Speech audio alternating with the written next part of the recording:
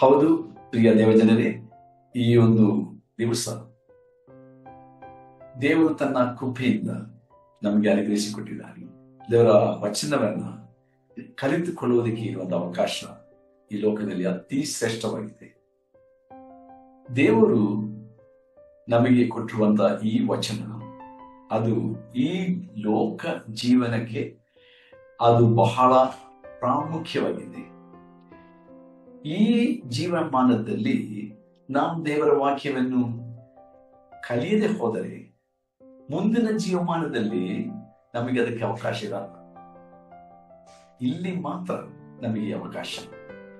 ಕಲಿಯುವುದಷ್ಟೇ ಅಲ್ಲ, ಅದನ್ನು ಅನುಸರಿಸಿ ನಡೆಯುವುದಕ್ಕೆ ಇರುವಂತ ಅವಕಾಶ, ಕಲಿತದನ್ನ ಇತರರಿಗೆ ತಿಳಿಸುವಂತ ಅವಕಾಶ, ಇವೆಲ್ಲ ಈ ಭೂಲೋಕ ಜೀವನದಲ್ಲಿ ಮಾತ್ರ. ಆದ ಕಾರಣ ನಮ್ಮ ದೇವರು ನಮಗೆ ಅನುಗ್ರಹಿಸಿಕೊಡುವ ಪ್ರತಿ ಕ್ಷಣವೂ ಕೂಡ ದೇವರ ವಚನವನ್ನ ನಾವು ಓದಬೇಕು, ಕೇಳಬೇಕು ಮತ್ತು ಕಲಿಯಬೇಕು, ಬಾಯಿಪಾಠ ಮಾಡಬೇಕು, ಅಭ್ಯಾಸ ಮಾಡಬೇಕು, ಇತರಿಗೆ ತಿಳಿಸಬೇಕು ಅಥವಾ ಕಲಿಸಿಕೊಡಬೇಕು. ಇವೆಲ್ಲ ಕರ್ತನ ವಾಕ್ಯದಲ್ಲಿರುವಂತಹ ಆಜ್ಞಾವಿಧಿಗಳಾಗಿವೆ. ಆದ ಕಾರಣ ಈ ದಿವಸದಲ್ಲಿ ನನ್ನ ಜೊತೆಯಾಗಿ ನೀವು ಸೇರಿದ್ದೀರಿ. ದೇವರನ್ನು ವಿಶೇಷವಾಗಿ ಆಶೀರ್ವದಿಸಲಿ. ನಾವು ಅನೇಕ ದಿವಸಗಳಿಂದ ಅಧ್ಯಯನ ಮಾಡುತ್ತಾ ಬಂದಿರುವಂತಹ ಪುಸ್ತಕ ಎಫೆಸದವರಿಗೆ ಪೌಲನು ಬರೆದ ಪತ್ರವಾಗಿರುತ್ತದೆ. ಈ ಪತ್ರ ಬಹಳ ಗಂಭೀರವಾದ ಒಂದು ಪತ್ರ.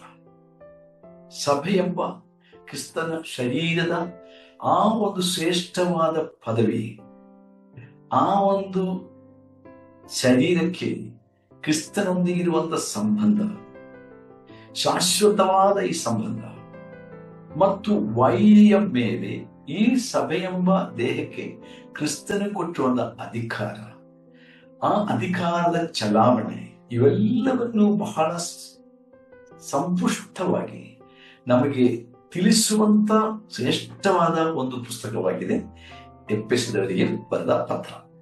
ಈ ಪತ್ರದ ಅಧ್ಯಯನಕ್ಕಾಗಿ ಈಗ ಲೈವ್ನಲ್ಲಿ ಬಂದಿರುವ ನಿಮಗೆ ಮಾತ್ರವಲ್ಲದೆ ಮುಂದೆ ವಿಡಿಯೋ ಮೂಲಕವಾಗಿ ಯೂಟ್ಯೂಬ್ನಲ್ಲಿ ವೀಕ್ಷಿಸಲಿಕ್ಕಿರುವ ನಿಮಗೂ ಕೂಡ, ವೀಕ್ಷಿಸುವಂತ ಅಥವಾ ವೀಕ್ಷಿಸಲಿಕ್ಕಿರುವಂತ ನಿಮಗೂ ಕೂಡ ನನ್ನ ಕರ್ತನಾದ ಯೇಸುವಿನ ನಾಮದಲ್ಲಿ ನಾನು ಹೃತ್ಪೂರ್ವಕವಾಗಿ ವಂದಿಸ್ತೇನೆ. ಸರಿ, ಅಧ್ಯಯನಕ್ಕೆ ಮುಂಚಿತವಾಗಿ ನಾವು ಒಂದು ನಿಮಿಷ ಕರ್ತನ ನೋಡಿ ಪ್ರಾರ್ಥಿಸುವ.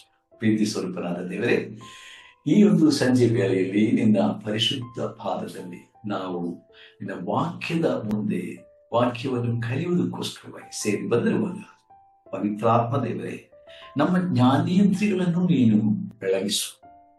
ಪವಿತ್ರಾತ್ಮನೇ, ನೀನು ತಾನೇ ನಮಗೆ ಬೋಧಿಸಬೇಕು. ನಿನ್ನ ವಾಕ್ಯದ ಗುಣಾರ್ಥಗಳನ್ನು ತಿಳಿದುಕೊಳ್ಳುವಂತೆ ಪೌಲನು ಹೇಗೆ ಎಫೆಸ ವಿಶ್ವಾಸಿಗಳಿಗೆ 2000 ವರ್ಷಗಳ ಹಿಂದೆ ಪ್ರಾರ್ಥಿಸಿದನೋ ಅದೇ ರೀತಿಯಲ್ಲಿ ಇವತ್ತು ನಾವು ಒಟ್ಟಾಗಿ ನಮಗೋಸ್ಕರ ನಾವು ಪ್ರಾರ್ಥಿಸ್ತಾ ಇದ್ದೇವೆ. ನನಗೋಸ್ಕರ ನಾನು ಪ್ರಾರ್ಥಿಸ್ತಾ ಇದ್ದೀನಿ. ಸ್ವಾಮಿ, ನನ್ನ ಮನೋನೇತ್ರಗಳನ್ನು ತೆರೆಯ ಮಾಡು, ನಮ್ಮೆಲ್ಲರ ಮನೋನೇತ್ರಗಳನ್ನು ತೆರೆಯ ಮಾಡು. ಅಷ್ಟೇ ಮಾತ್ರವಲ್ಲದೆ ನಾವು ಗ್ರಹಿಸಿಕೊಳ್ಳುವಂತ ಸತ್ಯಾರ್ಥಗಳನ್ನ ನಾವು ಅನುಸರಿಸಿ ನಡೆಯುವುದಕ್ಕೆ, ನಾವು ತಿಳಿದಂತ ಸತ್ಯಾರ್ಥಗಳನ್ನ ಇತರರಿಗೆ ತಿಳಿಸುವುದಕ್ಕೂ ನಮಗೆ ನೀನು ಸಹಾಯ ಮಾಡಿ. ಹಾಗೆ ಮಾಡುವುದಕ್ಕಾಗಿ ಸ್ತೋತ್ರ, ಘನಮಾನ ಮಹಿಮೆಗಳಲ್ಲೂ ನಿನಗೆ ಸಲ್ಲಿಸುವುದು ಯೇಸು ಪ್ರಭುವಿನ ನಾಮದಲ್ಲಿ ಪ್ರಾರ್ಥಿಸಿ ಬೇಡಿದ್ದೇನೆ, ಆಮೆನ್. ಇಂದಿನ ನಮ್ಮ ಅಧ್ಯಯನದ ಭಾಗ ಅಂದ್ರೆ ಹಿಂದೆ ನಾವು ಎಲ್ಲಿ ಮುಗಿಸಿದೆಯೋ ಅಲ್ಲಿಂದ ಇವತ್ತಿಗೆ ನಾವು ಪ್ರಾರಂಭ ಮಾಡಿಕೊಳ್ತಾ ಇದ್ದೀವಿ. ಎಫೆಸದವರಿಗೆ ಬರೆದ ಪತ್ರ 4ನೇ ಅಧ್ಯಾಯದ 11ನೇ ವಚನದಿಂದ ಇಂದಿನ ನಮ್ಮ ಅಧ್ಯಯನದ ಭಾಗವಾಗಿರುತ್ತದೆ. Ephesians chapter 4 and verse 11 through is our text for today's study. So we have left, we have already covered to some extent till chapter 4 and verse 10. ಹಿಂದಿನ ದಿವಸಗಳಲ್ಲಿ ನಾವು ಅಧ್ಯಯನ ಮಾಡಿದಾಗ 4ನೇ ಅಧ್ಯಾಯದ 10ನೇ ವಚನಗಳ ತನಕ ಸ್ವಲ್ಪ ಮಟ್ಟಿಗೆ ನಾವು ಕಲಿತುಕೊಂಡೆವೆಂದು ಹೇಳಬಹುದು. ಯಾಕಂದ್ರೆ ಬಹಳ ಆಳವಾಗಿ ಕುಲಕ್ಷವಾಗಿ ನಮಗೆ ಒಂದೊಂದು ವಿಷಯಗಳನ್ನ ಬೃಹತ್ತಾದ ರೀತಿಯಲ್ಲಿ ಕಲಿತುಕೊಳ್ಳುವಂತೆ ನಮಗೆ ಸಾಧ್ಯವಾಗಲ್ಲ, ಆಗಲಿಲ್ಲ, ಆಗುವುದು ಕಷ್ಟ. ಆದ್ರೆ ನಾವು ಹೆಚ್ಚು ಕಡಿಮೆ 4ನೇ ಅಧ್ಯಾಯದ 10ನೇ ವಚನ ತನಕ ಸಂಕ್ಷಿಪ್ತವಾಗಿ ನಾನು ವಿವರಿಸಿದೆ. ಇವತ್ತು ನಾವು 11ನೇ ವಚನದಿಂದ ನಾವು ಕಲಿಯೋಣ. ಅದಕ್ಕೆ ನಾವು 11ನೇ ವಚನದಿಂದ ಓದಿಕೊಳ್ಳೋಣ. ಅಂದರೆ 11ನೇ ವಚನದಿಂದ 16ನೇ ವಚನ ತನಕ ಇವತ್ತಿಗೆ ಓದಿಕೊಳ್ಳೋಣ. ಎಷ್ಟರೊಳಗೆ ನಾವು ಮುಗಿಸಕ್ಕೆ ಸಾಧ್ಯ ಅಂತ ನೋಡಿಕೊಳ್ಳೋಣ. 11ನೇ ವಚನ. ಆತನು ಕೆಲವರನ್ನು, ಆತನಂದರೆ ದೇವರು, ಕರ್ತನಾದ ಯೇಸು, ತ್ರಯೇಕ ದೇವರು, ಕೆಲವರನ್ನು ಅಪೊಸ್ತಲರನ್ನಾಗಿಯೂ, ಕೆಲವರನ್ನು ಪ್ರವಾದಿಗಳನ್ನಾಗಿಯೂ, ಕೆಲವರನ್ನು ಸೌವಾರ್ತಿಕರನ್ನಾಗಿಯೂ, ಕೆಲವರನ್ನು ಸಭಾಪಾಲಕರನ್ನಾಗಿಯೂ, ಉಪದೇಶಿಗಳನ್ನಾಗಿಯೂ ಅನುಗ್ರಹಿಸಿದನು. 13ನೇ ವಚನ.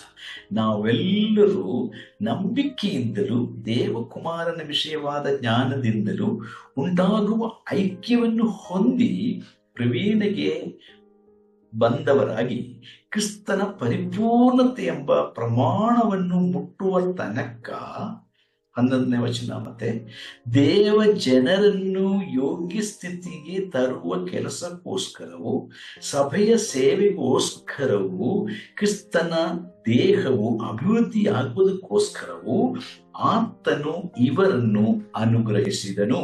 14ನೇ ವಚನ. ನಾವು ಇನ್ನು ಮೇಲೆ ಕೂಸುಗಳಾಗಿರಬಾರದು, ದುರ್ಜನರ ವಂಚನೆಗೂ ದುರ್ಬೋಧಕರ ಕುಯುಕ್ತಿಗೂ ಒಳಬಿದ್ದು ನಾನಾ ಉಪದೇಶಗಳಿಂದ ಕಂಗೆಟ್ಟು ಗಾಳಿಯಿಂದ ಅತ್ತಿತ್ತ ನೂಕಿಸಿಕೊಂಡು ಹೋಗುವವರ ಹಾಗಿರಬಾರದು.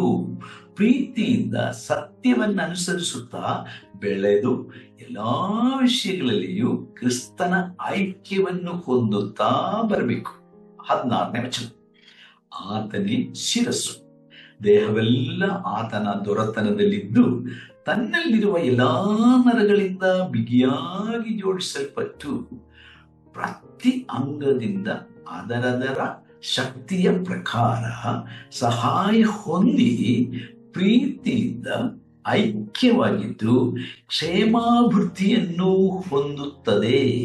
ದೇವರಿಗೆ ಸ್ತೋತ್ರವಾಗಲಿ. ಎಷ್ಟು ಸುಂದರವಾದಂತ ವಚನ ಭಾಗಗಳಾಗಿವೆ. ಎಷ್ಟೊಂದು ಗಂಭೀರವಾದ ಆಳವಾದಂಥ ಆತ್ಮೀಕ ಸತ್ಯಾರ್ಥಗಳನ್ನು ನಮಗೆ ಪ್ರಕಟಿಸುವಂತ ವಚನಗಳಾಗಿವೆ ಈ ವಚನಗಳು. ಸರಿ, ಇಲ್ಲಿ ಮುಖ್ಯವಾಗಿ ಇವತ್ತಿನ ನಮ್ಮ ಅಧ್ಯಯನಕ್ಕಾಗಿ ದೇವರು ಸಭೆ ಎಂಬ ದೇಹಕ್ಕೆ ಈ ಲೋಕ ಜೀವನದಲ್ಲಿ, ನಂಬಿಕೆಯ ಜೀವನದಲ್ಲಿ ಒದಗಿಸಿರುವ 5 ವಿಧ ಸೇವಾ ವೃಂದದವರ ಕುರಿತಾಗಿ ಮೊದಲು ನಾವು ಗಮನಿಸುತ್ತೇವೆ. ಅದರ ನಂತರ ಈ ಸೇವಾ ವೃಂದದವರನ್ನ ದೇವರು ಯಾವ ಉದ್ದೇಶಕ್ಕೋಸ್ಕರ ಅನುಗ್ರಹಿಸಿದ್ದಾನೆ ಎಂಬಂತ 2 ಸಂಗತಿಗಳನ್ನು ಮಾತ್ರ ಇವತ್ತು ನಾವು ಧ್ಯಾನಿಸುವ. ಸರಿ, ಸ್ವಲ್ಪ ಬೇಗವಾಗಿ ಇದನ್ನ ಹೇಳ್ಬೇಕಾದ, ಯಾಕಂದ್ರೆ ನನಗೆ ಭಯ ಇದೆ 9 ಗಂಟೆಯೊಳಗೆ, ಅದು 9:05 ಅದು 10ರೊಳಗೆ ಇವೆಲ್ಲ ಟಚ್ ಮಾಡಕ್ ಆಗ್ತದ ಎಂಬುದಾಗಿ. ಈಗ ಒಂದೊಂದಾಗಿ ನಾವು ನೋಡಿಕೊಳ್ಳೋಣ. ಈ ಒಂದು ಭಾಗದಲ್ಲಿ 5 ವಿಧವಾದ ಸೇವಾ ವೃಂದದವರ ಕುರಿತಾಗಿ ದೇವರ ಆತ್ಮ ನಮಗೆ ತಿಳಿಸುವಾಗ, ಈ ಒಂದು ಸೇವಾ ವೃಂದದವರ ಕುರಿತಾಗಿ, ಈ ಸೇವಕರ ಕುರಿತಾಗಿ, ಸೇವೆಯ ಕುರಿತಾಗಿ ಸಭೆಯಲ್ಲಿ ನಾನಾ ತರವಾದ ತಪ್ಪಾದ ಅಭಿಪ್ರಾಯಗಳು ಇವತ್ತಿದೆ. ಇವುಗಳ ಕುರಿತಾಗಿ ಒಂದು ನಾನಾ ವಿಧವಾದ ದುರ್ಬೋಧನೆಗಳೂ ಇದೆ. ಈ ವಾಕ್ಯದಲ್ಲಿಯೇ ನಾವು 14ನೇ ವಚನದಲ್ಲಿ ನಾವು ಓದೋ ಪ್ರಕಾರ ದುರ್ಬೋಧಕರ ಕುಯುಕ್ತಿಯ ನಿಮಿತ್ತವಾಗಿ ಅನೇಕ ವಿಶ್ವಾಸಿಗಳು ಬಲಿಪಶುಗಳಾಗಿ ಇವತ್ತು ಅನೇಕರು ತಮ್ಮ ನಂಬಿಕೆಯನ್ನು ಮುಂದುವರಿಸಿಕೊಂಡು ಹೋಗಬೇಕೋ ಬೇಡವೋ ಎಂಬ ಒಂದು ಅಂಚಿನಲ್ಲಿ ಕೂಡ ಇರುವಂತವರಿದ್ದಾರೆ. ಆದ ಕಾರಣ ಇದು ತುಂಬಾ ಗಂಭೀರವಾದಂತ ವಿಷಯ. ಮೊದಲನೇದಾಗಿ ಅಪೊಸ್ತಲರು ಎಂಬ ಸೇವಕರು, 2ನೇದಾಗಿ ಪ್ರವಾದಿಗಳು ಎಂಬ ಸೇವಕರು, 3ನೇದಾಗಿ ಸುವಾರ್ತಿಕರು ಎಂಬ ಸೇವಕರು, 4ನೇದಾಗಿ ಸಭಾಪಾಲಕರು ಎಂಬ ಸೇವಕರು, 5ನೇದಾಗಿ ಉಪದೇಶಿಗಳು ಅಥವಾ ಬೋಧಕರು. ಒಂದೊಂದಾಗಿ ನಾವು ಸ್ವಲ್ಪ ನೋಡಿಕೊಳ್ಳೋಣ. ವಿಶಾಲವಾಗಿ ನೋಡಕ್ಕೆ ನಮಗೆ ಸಮಯ ಇಲ್ಲ ಅಂತ ನಾನು ಆಗ್ಲೇ ಹೇಳಿದೆ. ಆದ ಕಾರಣ ಸ್ವಲ್ಪವಾಗಿ ಈ ಒಂದೊಂದು ಸೇವೆಯ ಕುರಿತಾಗಿ, ಸೇವಕರ ಕುರಿತಾಗಿ ನಾವು ಗಮನಿಸುವ. ದೇವರ ಆ ವಾಕ್ಯದ ಪ್ರಕಾರವಾಗಿ ಕರ್ತನಾದ ದೇವರು ಪೌಲನಿಗೆ ಕೊಟ್ಟಂತ ಈ ಪ್ರಕಟಣೆಯ ಪ್ರಕಾರ ಸಭೆಗೆ ಮೊಟ್ಟ ಮೊದಲನೇದಾಗಿ ದೇವರು ಅನುಗ್ರಹಿಸಿರುವಂತ ಸೇವಕರ ಪಟ್ಟಿಯಲ್ಲಿ ಅಪೊಸ್ತಲರು ಬರುತ್ತೆ. ಅಪೋಸ್ಟಲಸ್. ಸೊ ಇಲ್ಲಿ ದೇವರ ರಾಜ್ಯದ ವಿಷಯವಾದ ಸುವಾರ್ತೆಯನ್ನು ಸಾರುವುದಕ್ಕಾಗಿ ದೇವರಿಂದ ಕರೆಯಲ್ಪಟ್ಟವರಾಗಿದ್ದಾರೆ ಇವರು. ಅದ್ಭುತಗಳನ್ನು ಮಾಡುವುದಕ್ಕಾಗಿ, ಸೂಚಕ ಕಾರ್ಯಗಳನ್ನು ಮಾಡುವುದಕ್ಕಾಗಿ, ಮಹತ್ ಕಾರ್ಯಗಳನ್ನು ಮಾಡುವುದಕ್ಕಾಗಿ ಕರ್ತನಾದ ಯೇಸು ಕ್ರಿಸ್ತನಿಂದ ನೇರವಾಗಿ ಅಧಿಕಾರವನ್ನು ಹೊಂದಿಕೊಂಡು ಇವರು ಸೇವೆಗೋಸ್ಕರವಾಗಿ ಆರಿಸಲ್ಪಟ್ಟವರಾಗಿದ್ದರು. ಮತ್ತು ಈ ಕೆಲಸ ಕಾರ್ಯಗಳನ್ನ ಮಾಡುವುದಕ್ಕಾಗಿ ಕರ್ತನು ಈ ಶಿಷ್ಯರನ್ನ ಅಥವಾ ಅಪೊಸ್ತಲರವರಿಗೆ ಹೆಸರು ಕೊಟ್ಟು ಅವರನ್ನು ಕಳಿಸಿಕೊಡೋದ್ರ ಕುರಿತಾಗಿ ನಾವು ಮತ್ತಾಯನು ಬರೆದ ಸುವಾರ್ತೆ 10ನೇ ಅಧ್ಯಾಯದ 1ನೇ ವಚನ, ಮಾರ್ಕನು ಬರೆದ ಸುವಾರ್ತೆ 3ನೇ ಅಧ್ಯಾಯದ 13 ಹಾಗೂ 14ನೇ ವಚನ. ಬಾಕಿ ಬರ್ಕೊಳ್ಳುವುದಾದರೆ ನೀವು ಬರ್ಕೋಬಹುದು. ಲೂಕನು ಬರೆದ ಸುವಾರ್ತೆ 6ನೇ ಅಧ್ಯಾಯದ 12ನೇ ವಚನ 6:12, 16ನೇ ಅಧ್ಯಾಯದ 2ನೇ ವಚನ 16-, 1 ಕೊರಿಂಥ ಪುಸ್ತಕ 12ನೇ ಅಧ್ಯಾಯ 12ನೇ ವಚನ. ಈ ವಾಕ್ಯ ಭಾಗವನ್ನು ನೀವು ಗಮನಿಸಿ ಸಮಯ ತಕ್ಕೊಂಡು ಓದಿರಿ. ಇಲ್ಲಿ ಕರ್ತನಾದ ಯೇಸು ಸ್ವಾಮಿ ಈ ಸೇವಕರನ್ನ, ಅಪೊಸ್ತಲರನ್ನ ಹೇಳಿ ಕಳಿಸುವಾಗ ಅವರಿಗೆ ಅದ್ಭುತಗಳನ್ನು ಮಾಡೋದಕ್ಕೆ ಅಧಿಕಾರ, ಸೂಚಕ ಕಾರ್ಯಗಳನ್ನು ಮಾಡೋದಕ್ಕೆ ಅಧಿಕಾರ, ಮಹತ್ ಕಾರ್ಯಗಳನ್ನು ಮಾಡೋದಕ್ಕೆ ಅಧಿಕಾರವನ್ನು ಕೊಟ್ಟು ಅವರನ್ನು ಲೋಕಕ್ಕೆ ಕಳಿಸ್ತಾರೆ. ಇವತ್ತು ಅಪೊಸ್ತಲರು ಹೇಳುವಂತ ಅನೇಕರಿದ್ದಾರೆ. ಇವರಿಗೆಲ್ಲ ಈ ವರದಾನಗಳಿದೆಯೋ ಇಲ್ಲವೋ ಎಂಬುದನ್ನು ಪರೀಕ್ಷೆ ಮಾಡಿಕೊಳ್ಳಬೇಕಾಗಿದೆ. ಓಕೆ, ಅದು ಇನ್ನೊಂದು ವಿಷಯ. ಯಾಕಂದ್ರೆ ಈ ದಿನಮಾನಗಳಲ್ಲಿ ಅನೇಕರು ಅಪೊಸ್ತಲರು ಎಂಬ ಹೆಸರನ್ನು ತಮ್ಮಷ್ಟಕ್ಕೆ ಅವರು ಶಿರೋನಾಮೆಯಾಗಿ ಆರಿಸಿಕೊಂಡಿದ್ದಾರೆ. ಮತ್ತು ಜನರು, ಸಭೆಯು, ವಿಶ್ವಾಸಿಗಳು ಅವರನ್ನು ಅಪೊಸ್ತಲರು ಎಂಬುದಾಗಿ ಕರೆಯಬೇಕು ಎಂಬುದಾಗಿ ಅವರು ಭಾವಿಸಿಕೊಳ್ತಾರೆ. ಆದರೆ ಯೇಸು ಸ್ವಾಮಿ ಹೇಳಿದ ಹಾಗೆ ಮರವನ್ನ ಫಲದಿಂದ ಗುರುತಿಸಿಕೊಳ್ಳಬಹುದು. ಇಲ್ಲಿ ಯೇಸು ಕ್ರಿಸ್ತನು ಭೂಲೋಕದಲ್ಲಿದ್ದಾಗ ಆತನು ಕರೆದಂತ ಈ 12 ಮಂದಿ ಶಿಷ್ಯರಿಗೆ ಆತನು ಅಪೊಸ್ತಲರೆಂದು ಹೆಸರಿಟ್ಟನೆಂಬುದಾಗಿ ಲೂಕನು ಬರೆದ ಸುವಾರ್ತೆ 6ನೇ ಅಧ್ಯಾಯದ 13ನೇ ವಚನದಲ್ಲಿ ಓದುತ್ತೇವೆ. ಸರಿನಾ? ಇವರು ಅತಿ ಶ್ರೇಷ್ಠರಾದ ಅಪೊಸ್ತಲರಾಗಿದ್ದರು. ಇದು ನಾವು 2 ಕೊರಿಂಥ ಪತ್ರ 11ನೇ ಅಧ್ಯಾಯದ 5ನೇ ವಚನದಲ್ಲಿ ಹಾಗೂ 12ನೇ ಅಧ್ಯಾಯದ 11ನೇ ವಚನದಲ್ಲಿ ಕೂಡ ನಾವು ಓದುತ್ತೇವೆ. ಇವರನ್ನಲ್ಲದೆ ಬೇರೆಯವರನ್ನು ಕೂಡ ಅಪೊಸ್ತಲರಾಗಿ ವಾಕ್ಯವು ನಮಗೆ ಪರಿಚಯ ಪಡಿಸುತ್ತದೆ. ಉದಾಹರಣೆಗೆ ಅಪೊಸ್ತಲ ಕೃತ್ಯಗಳು 14ನೇ ಅಧ್ಯಾಯದ 14ನೇ ವಚನದಲ್ಲಿ ಬಾರ್ನಬನು ಅಪೊಸ್ತಲನಾಗಿದ್ದನು. ಅಪೊಸ್ತಲನೆಂಬ ಪದವಿ ಅವನಿಗೆ 1ನೇ ಶತಮಾನದ ಸಭೆಯಲ್ಲಿ ಇತ್ತು ಎಂಬುದಾಗಿ, ಅವನನ್ನು ಹಾಗೆ ಗೌರವಿಸಿ ಅವನನ್ನು ಕರೆಯುತ್ತಿದ್ದನು ಎಂಬುದಾಗಿ ನಾವು ಗಮನಿಸ್ತೇವೆ.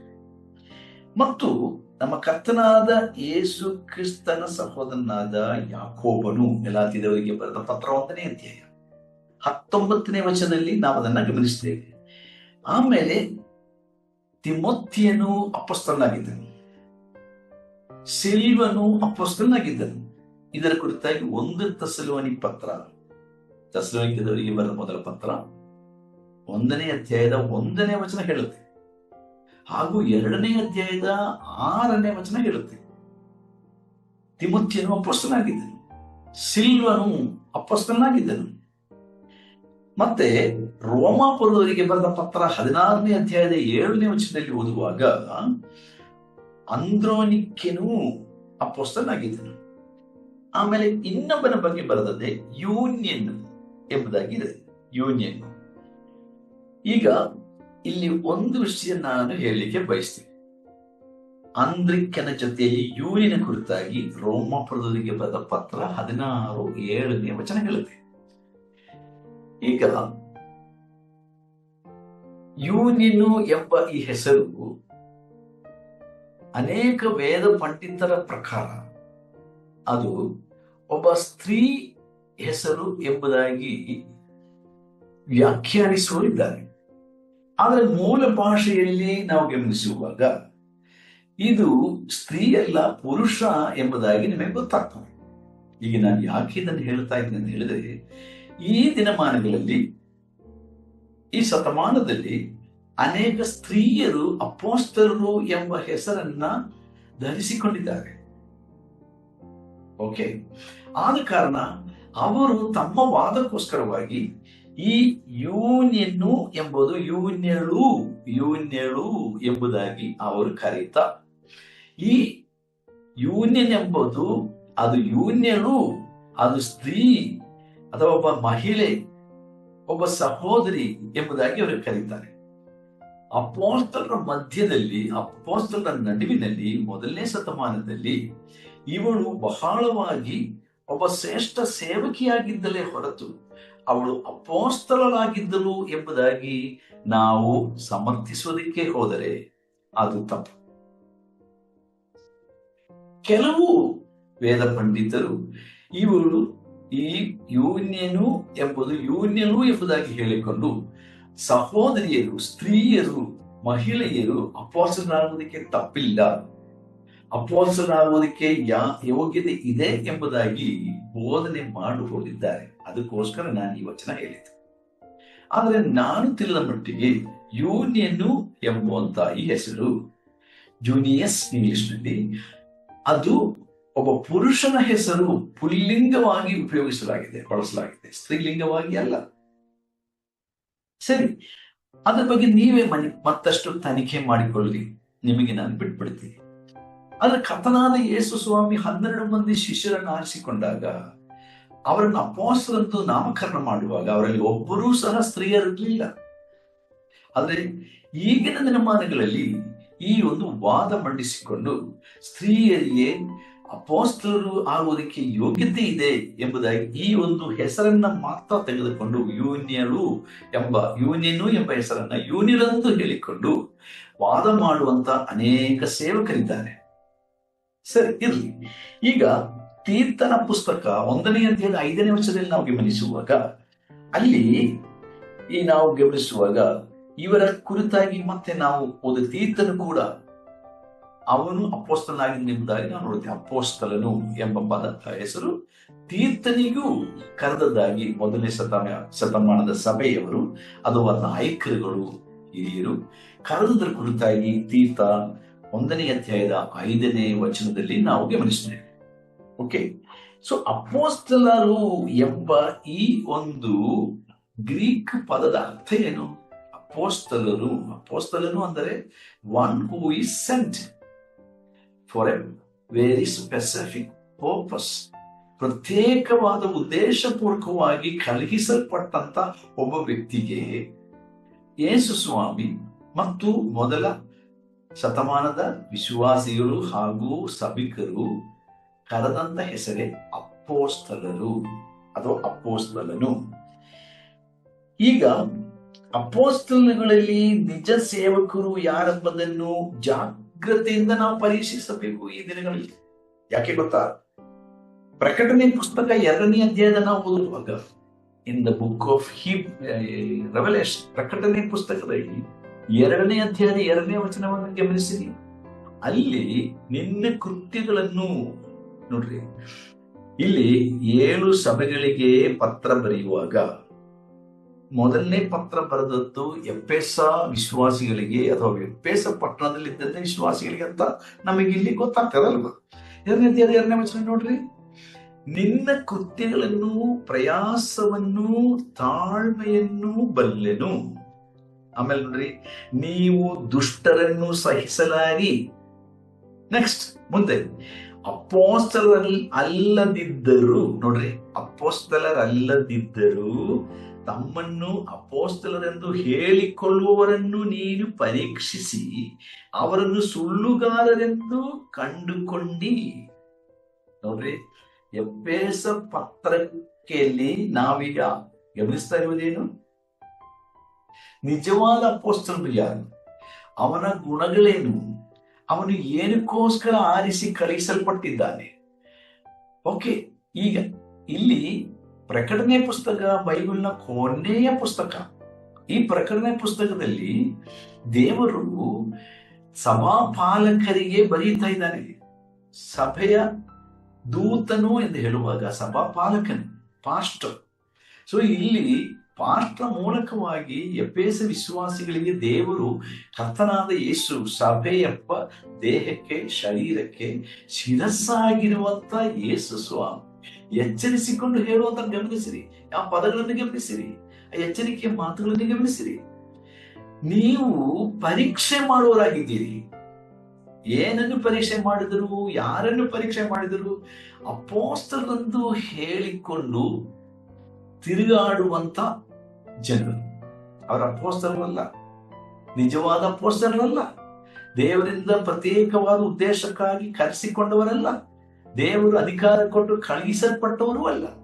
ಆದರೂ ಮೊದಲನೇ ಶತಮಾನದಲ್ಲಿ ಎಫೆಸ ಸಭೆಯೊಳಗೆ ಇಂಥವರಿದ್ದರು.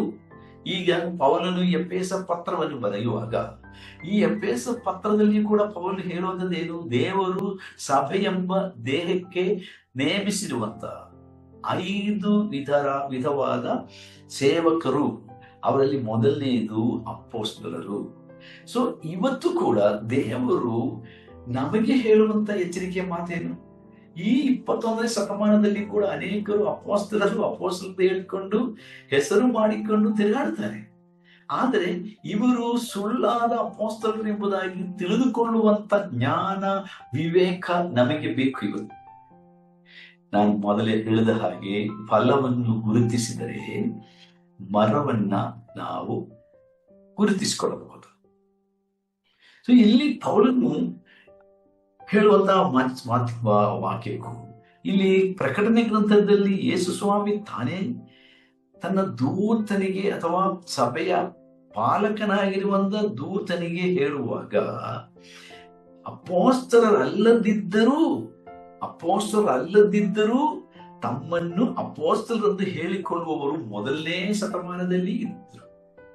ಮೊದಲನೇ ಶತಮಾನದಲ್ಲಿ ಅಂದವರು ಇದ್ದುದು ಸರಿಯಾದ್ರೆ, ನಿಜವಾದ್ರೆ ಈ 21ನೇ ಶತಮಾನದಲ್ಲಿ ಸ್ವಾಮಿ ಬರುವುದಕ್ಕೆ ಹತ್ತಿರವಾಗಿರುವ ದಿನಮಾನಗಳಲ್ಲಿ ಇನ್ನು ಎಷ್ಟು ಹೆಚ್ಚಾದ ಸುಳ್ಳಾದ ಅಪೊಸ್ತಲರು ಎದುರುತ್ತಾರೆ ಎಂಬುದನ್ನು ಗಮನಿಸಿದರೆ ಸಾಕು. ಅಂತ್ಯಕಾಲದ ಗುರುತುಗಳಲ್ಲಿ ಒಂದಾನೊಂದು ಗುರುತು ಏನು ಗೊತ್ತಾ? ಸುಳ್ಳಾದ ಬೋಧಕರು, ಸುಳ್ಳಾದ ಅಪೊಸ್ತಲರು. So my dear brothers and sisters, ನನ್ನ ಪ್ರೀತಿಯ ಸಹೋದರ ಸಹೋದರಿಯರೇ, ಜೊತೆ ಸೇವಕರೇ, ನೀವು ಇದನ್ನು ಗಂಭೀರವಾಗಿ ಪರಿಗಣಿಸಬೇಕು. ಎಲ್ಲರಿಗೂ ಅಪೊಸ್ತಲರು ಕರಿಬೇಡಿ, ಅಥವಾ ಅವರು ತಮ್ಮನ್ನ ಅಪೊಸ್ತಲರೆಂದು ನಾವು ಕರೆಯಬೇಕೆಂಬುದಾಗಿ ಅವರು ಅಪೇಕ್ಷಿಸಿದರೂ ಕೂಡ ನಾವು ಅವರಿಂದ ದೂರ ಇದ್ದುಕೊಳ್ಬೇಕು. ದೂರ ಇದ್ದುಕೊಂಡು ಈ ವಾಕ್ಯದ ಪ್ರಕಾರ ನಾವು ನಡ್ಕೊಳ್ಳಬೇಕು. ನಾವು ಪರೀಕ್ಷಿಸಬೇಕು ಎಲ್ಲರನ್ನು, ಮತ್ತು ಸುಳ್ಳುಗಾರರು ಯಾರು, ನಿಜವಾದ ಅಪೊಸ್ತಲರು ಯಾರು ಎಂಬುದಾಗಿ ಕಂಡುಕೊಳ್ಳಬೇಕು. ಎಫೆಸ ವಿಶ್ವಾಸಿಗಳು ಅದನ್ನು ಕಂಡುಕೊಂಡರು. ಅವರಿಗೆ ಆ ವಾಕ್ಯದ ತಿಳುವಳಿಕೆ ಇತ್ತು. ಇವತ್ತು ಅನೇಕರು ಮೋಸ ಹೋಗುತ್ತಾ ಇದ್ದಾರೆ. ಇಂಥ ಸುಳ್ಳಾದ ಅಪೊಸ್ತಲರ ಕೈಯಲ್ಲಿ ಬಿದ್ದು ಅವರು ನಾಶವಾಗುತ್ತಾ ಇದ್ದಾರೆ. ಆದ ಕಾರಣ ಇದು ನಿಮಗೆ ಕಿವಿ ಮಾತು, ಮತ್ತೊಮ್ಮೆ ಎಚ್ಚರಿಕೆ. 2026 ವರ್ಷಗಳು ದಾಟುತ್ತಾ ಬಂದಿದೆ. ಇವತ್ತು ಇಂಥ ಸುಳ್ಳಾದ ಅಪೊಸ್ತಲರಲ್ಲದೆ ಇರತಕ್ಕಂಥ ಅನೇಕರನ್ನು ನಾವು ಸಭೆಗಳಲ್ಲಿ ಕಾಣಿಸ್ಕೊಳ್ತಾ ಇದ್ದೇವೆ, ಅಥವಾ ಸಂಸ್ಥೆಗಳಲ್ಲಿ ಕಾಣಿಸ್ಕೊಳ್ತಾ ಇದ್ದೇವೆ. ಅವರ ಕುರಿತಾಗಿ ಎಚ್ಚರ ಎಂಬುದಾಗಿ ನಾನು ಹೇಳೋದಕ್ಕೆ ಬಯಸ್ತೇನೆ. ಸರಿ, ಮುಂದಕ್ಕೆ ನಾವು ಗಮನಿಸುವಾಗ ಇಲ್ಲಿ ನೋಡ್ರಿ, ಪ್ರವಾದಿಗಳು ಇದು ಇನ್ನೊಂದು ಸೇವಾ ವೃಂದದ ಅಥವಾ ಸೇವಕರ ಗುಂಪು. ಇದು ಸಾರ್ವಭೌಮಿಕವಾಗಿ ಮಾತ್ರವಲ್ಲದೆ ಒಂದು ಸ್ಥಳೀಯ ಸಭೆಯಲ್ಲಿಯೂ ಕೂಡ ಈ ರೀತಿಯಾದಂತಹ ಅಪೊಸ್ತಲರು ಮೊದಲನೇ ಶತಮಾನದಲ್ಲಿ ಇದ್ದರು ಎಂಬುದನ್ನು ನೆನಪಿಟ್ಕೋಬೇಕು. ಇಂಥ ಒಂದು ಸಭೆ ಇವತ್ತು ಈ ದಿನಗಳಲ್ಲಿ ನಾವು ನೋಡ್ತಾ ಇಲ್ಲ. ಅಂದ್ರೆ ಈಗಿನ ದಿನಗಳಲ್ಲಿ ಇರುವಂತಹ ಸ್ಥಳೀಯ ಸಭೆಗಳಲ್ಲಿ ಅಪೊಸ್ತಲರು ಕಾಣುತ್ತಾ ಇಲ್ಲ. ಎಲ್ಲಾ ಸಭೆಗಳ ಬಗ್ಗೆ ನಾನು ಹೇಳ್ತಾ ಇಲ್ಲ, ತಪ್ಪು ತಿಳ್ಕೋಬೇಡಿ. ಕೆಲವು ಸಭೆಗಳಲ್ಲಿ ಅಪೊಸ್ತಲರು ಇದ್ದಾರೆ, ಇವರ ಸೇವೆ ಏನೆಂಬುದಾಗಿ ಮುಂದಕ್ಕೆ ನೋಡೋಣ. ಮೊದಲು ಈ ಒಂದು ಸೇವಾ ವೃಂದದವರ ಕುರಿತಾಗಿ ನಾನು ಹೇಳ್ತಾ ಇದ್ದೀನಿ. ಈಗ ಅಪೋಸ್ತಲರ ಕುರಿತಾಗಿ ಒಂದನೇದಾಗಿ ನಾನು ಹೇಳಿದೆ. ಎರಡನೇದಾಗಿ ನಾವು ಗಮನಿಸುವಾಗ ಅದು ಪ್ರವಾದಿಗಳು. ನೋಡ್ರಿ, ಪ್ರವಾದಿಗಳು. ಅಪೋಸ್ತಲರ ಕೃತ್ಯಗಳು 15ನೇ ಅಧ್ಯಾಯದ 32ನೇ ವಚನ ಓದುವಾಗ ಹಾಗೂ 1 ಕೊರಿಂಥ 14ನೇ ಅಧ್ಯಾಯದ 3ನೇ ವಚನ ಓದುವಾಗ ಇಲ್ಲಿ ನಾವು ಸಭೆಯ ಆತ್ಮೀಕ ಅಭಿವೃದ್ಧಿಗೋಸ್ಕರ ಮತ್ತು ಸಭೆಯ ಶುದ್ಧೀಕರಣಕ್ಕೋಸ್ಕರ ಇಂಥವರನ್ನ ದೇವರು ಆರಿಸಿ ಪ್ರತ್ಯೇಕಪಡಿಸಿ ಸಭೆಯಲ್ಲಿ ಇರಿಸಿಕೊಂಡು ಎಂಬುದಾಗಿ ನಾವು ನೋಡುತ್ತೇವೆ. ಸಭೆಗೆ ಆದರಣೆ ಕೊಡುವುದಕ್ಕೆ ಮತ್ತು ಸಭೆಗೆ ಎಚ್ಚರಿಕೆಯನ್ನು ಕೊಡುವುದಕ್ಕೆ ಇವರು ನೇಮಿಸಲ್ಪಟ್ಟರು. 4 ಸಂಗತಿಗಳು: ಅಭಿವೃದ್ಧಿ, ಆತ್ಮಿಕ ಅಭಿವೃದ್ಧಿ, ಶುದ್ಧೀಕರಣ 2, ಆದರಣೆ 4, ಸಭೆಗೆ ಎಚ್ಚರಿಕೆ ಕೊಡುವುದಕ್ಕೆ. 4 ವಿಧವಾದ ಸೇವೆ ಇವರು ಮಾಡಬೇಕೆಂದು ಹೇಳಿ ಅಪೊಸ್ತಲರನ್ನ ಆರಿಸಿಕೊಂಡ್ರು. ನಾನು ಹೇಳಿದ ವಚನಗಳನ್ನ ನೀವು ಸಮೇತ ಓದಿರಿ. ಅಪೊಸ್ತಲರ ಕೃತ್ಯಗಳು 15:32, 1 ಕೊರಿಂಥ 14ನೇ ಅಧ್ಯಾಯ 3ನೇ ವಚನ. ಸೊ ಪ್ರವಾದಿಗಳು ಕೆಲವರ ವಿಚಾರ, ಪ್ರವಾದಿ ಅಂದರೆ ಭವಿಷ್ಯವಾಣಿ ಹೇಳುವವರಷ್ಟೇ, ಅದು ಕಣಿ ಹೇಳುವವರ ಹಾಗೆ, ಶಾಸ್ತ್ರ ಹೇಳುವವರ ಹಾಗೆ ಒಬ್ಬ ವ್ಯಕ್ತಿ ವಿಶ್ವಾಸಿಗೆ ಗೊತ್ತಿಲ್ಲದೇ ಇರುವಂತ ವಿಷಯಗಳನ್ನ ಹೇಳುವವರು ಪ್ರವಾದಿ ಎಂಬುದಾಗಿ ಇರುವ ತಪ್ಪಾದ ಒಂದು ಅಭಿಪ್ರಾಯ ಅನೇಕರಲ್ಲಿ ಇದೆ. ಸೊ ಈ 21ನೇ ಶತಮಾನದಲ್ಲಿ, ಪ್ರತ್ಯೇಕವಾಗಿ 20 ಮತ್ತು 21ನೇ ಶತಮಾನ, ಈ ಶತಮಾನಗಳಲ್ಲಿ ಅನೇಕರು ಇವತ್ತು ಸುಳ್ಳು ಪ್ರವಾದಿಗಳಾಗಿ ಎದ್ದಿದ್ದಾರೆ ಸಭೆಯೊಳಗೆ. ಮುಂಚೆಲ್ಲ ಪಾಸ್ಟರ್ಗಳು ಎಂಬ ಹೆಸರು ಬಹಳ ಮುಖ್ಯವಾದ ಒಂದು ಪದವಿ ಎಂಬುದಾಗಿ ಭಾವಿಸಿಕೊಂಡು ಅನೇಕರು ಪಾಸ್ಟರ್ ಎಂಬುದಾಗಿ ಅವರ ಹೆಸರಿನ ಮುಂದೆ ಅವರು ತಮ್ಮ ಟೈಟಲ್, ತಮ್ಮ ಶಿರೋನಾಮೆಯನ್ನ ಬರೀತಾ ಇದ್ರು. ಈಗಿನ ದಿವಸಗಳಲ್ಲಿ ಪಾಸ್ಟರ್ ಎಂಬ ಹೆಸರಿಗಿಂತ ಹೆಚ್ಚಾಗಿ ಪ್ರವಾದಿ ಎಂಬ ಹೆಸರೆಂಬುದಾಗಿ ಕೆಲವರು ತಮ್ಮ ಹೆಸರಿನ ಮುಂದೆ ಬರ್ಸ್ಕೊಳ್ತಾರೆ. ಅದು ಆ ಒಂದು ಟ್ರೆಂಡ್ ಹೋಗಿ, ಆ ಒಂದು ಪದ್ಧತಿ ಹೋಗಿ ಈಗ ಕೆಲವರು ಅಪೊಸ್ತಲರು ಎಂಬ ಶಿರೋನಾಮೆಯನ್ನ ಬರ್ಕೊಳ್ತಾರೆ. ಪಾಸ್ಟರ್ ಹೋಯಿತು, ರೆವರೆಂಡ್ ಹೋಯಿತು, ಪ್ರವಾದಿ ಹೋಯಿತು, ಅಥವಾ ಅಪೊಸ್ತಲರು ಎಂಬ ಹೆಸರು ಇನ್ನೂ ಸ್ವಲ್ಪ ದಿವಸಗಳಾದ ಮೇಲೆ ಅದು ಕೂಡ ಕಾಣೆಯಾಗಬಹುದು. ಅಂದ್ರೆ ಸೇವಕರೇ ತಮ್ಮ ಹೆಸರಿನ ಮುಂದೆ ಅವರೊಂದು ನಾಮವಾಗಿ ಅಥವಾ ಒಂದು ಶಿರೋನಾಮೆಯಂತೆ ಅವರು ಬದಲಾಯಿಸ್ತಾ ಇರ್ತಾರೆ. ಇದು ಗಮನಿಸುವ ನನಗೆ ಬಹಳ ಬಹಳ ನಗು ಬರುತ್ತೆ, ಅಷ್ಟೇ ನನಗೆ ದುಃಖನೂ ಆಗುತ್ತೆ. ಯಾಕಂದ್ರೆ ಕರ್ತನ ಸೇವೆಯಲ್ಲಿ ಬಹುದೀರ್ಘ ವರ್ಷಗಳಿಂದ ನಾನು ಸೇವೆ ಮಾಡ್ತಾ ಬಂದಿದ್ದೆ. ನಿಮ್ಮಲ್ಲಿ ಅನೇಕರಿಗೆ ನನ್ನ ಬಗ್ಗೆ ಗೊತ್ತು. ನಾನು ಯಾಕೆ ಹೇಳ್ತಾ ಇದ್ದೇನೆ, ಇದು ವ್ಯಸನಕರವಾದ ಸಂಗತಿ. ಕೆಲವರು ಸೇವೆಗೆ ಬಂದಾಗ ಅವರು ತಮ್ಮ ಹೆಸರಿನ ಮುಂದೆ ಸಹೋದರ ಎಂಬುದಾಗಿ ಇಟ್ಕೊಳ್ತಾರೆ, ಸಹೋದರನು ಅಥವಾ ಸಹೋದರಿಯು ಎಂಬುದಾಗಿ. ಸ್ವಲ್ಪ ಕಾಲ ನಂತರ ಅವರೇನ್ ಮಾಡ್ತಾರೆ, ಪಾಸ್ಟರ್ ಅಂತ ಬರೀತಾರೆ. ಇನ್ನು ಕೆಲವು ತಿಂಗಳಾದ ಮೇಲೆ ಅಥವಾ ಕೆಲವು ವರ್ಷಗಳಾದ ಮೇಲೆ ಘನ ಎಂಬ ಶಿರೋನಾಮೆ ಬರ್ಕೊಳ್ತಾರೆ. ಇನ್ನು ಕೆಲವು ದಿನಗಳಾದ ಮೇಲೆ ಅದನ್ನು ತೆಗೆದು ಹಾಕಿ ಪ್ರವಾದಿ ಅಂತ ಹೆಸರಿಟ್ಕೊಳ್ತಾರೆ. ಅದು ಆದ ನಂತರ ಅಪೊಸ್ತಲರು ಎಂಬ ಹೆಸರಿಟ್ಕೊಳ್ತಾರೆ. ಹೀಗೆ ಬದಲಾವಣೆಯಾಗುತ್ತಿರುವಂತಹ ಒಂದು ಕ್ರೈಸ್ತ ಸಮಾಜವನ್ನ, ವಿಶ್ವಾಸಿಗಳ ಲೋಕವನ್ನು ನಾವು ಗಮನಿಸುವಾಗ ಆಶ್ಚರ್ಯ ಆಗುತ್ತೆ. ಯಾಕೆ ಹೀಗೆ ಮಾಡುತ್ತಾರೆ ಅಂದ್ರೆ, ಸೈತಾನನಿಗೆ ಇದ್ದಂತ ಅದೇ ಗುಣ ಇವರಲ್ಲಿ ನಾವು ನೋಡಬಹುದಂತಲ್ಲವೇ. ಸ್ಥಾನ, ಗರ್ವ, ಅಹಂಕಾರದ ಇನ್ನೊಂದು ಮುಖ ಎಂದು ಹೇಳಿದ್ರೆ ತಪ್ಪಾಗದು. I am better than somebody, I am greater than somebody else.